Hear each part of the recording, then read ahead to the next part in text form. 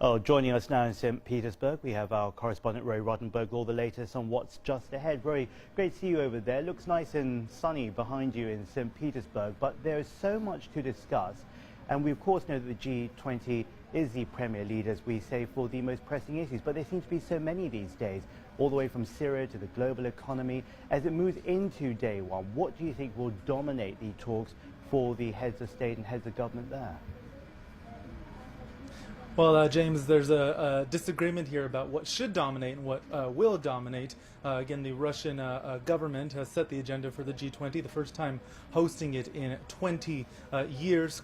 Quite a point of pride for the Russian president. But as we know, there's been a lot of distraction with tension over Syria and whether or not there'll be a U.S.-led strike. We heard from the Russian president giving an interview to Russian state television saying that he would view as aggressive any actions by the U.S. or an alliance to act against Syria without going via the United Nations Security Council first. It is important to remember that on this first day, on Thursday, we will see the five members, the permanent members of the UN Security Council, all here among the 20 countries represented here. So we expect to see a lot of Syria discussion happening on the sidelines, but the event is an economic one. It will be opened up by the Russian president, and there will be a series of bilateral meetings and briefings on economic issues such as tax evasion.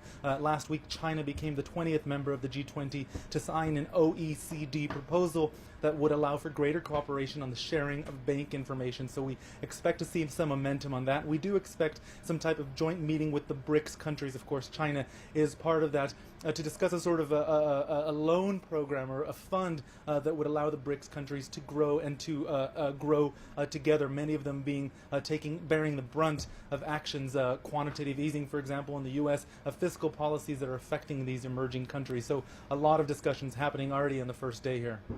Very ready by what you said, there being a gap between what should and what will headline the agenda. This also reveals a wider discrepancy between the G20 right now. But in the last week, it's fair to say, I think, that many countries are very concerned about what could happen next for Syria. The Russians, the Americans are now going to meet for bilateral talks. With that in mind, how do you think that will shift the dynamics for all the countries, and particularly, will we see Xi Jinping meet with the United States and with Russia on Syria?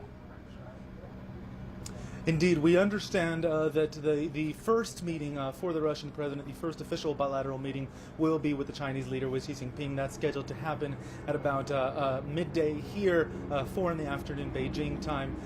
There is a bit of a discussion about whether or not the U.S. and Russian leaders would meet. They were supposed to hold a pre-summit meeting in Moscow that Barack Obama canceled. We have heard from advisors at the Kremlin that they will, quote, talk. We don't know to what extent. We heard from American officials saying that will not happen.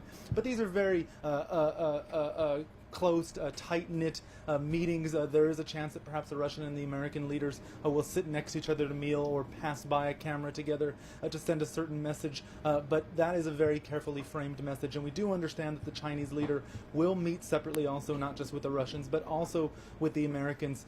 One of the latest developments here is that many of the countries are also bringing their foreign ministers. So again, this has usually been a summit ahead of the meetings for finance ministers, and then the leaders come in and sign on the dotted line. But now several foreign ministers are coming, showing how much Syria will potentially be a big issue here.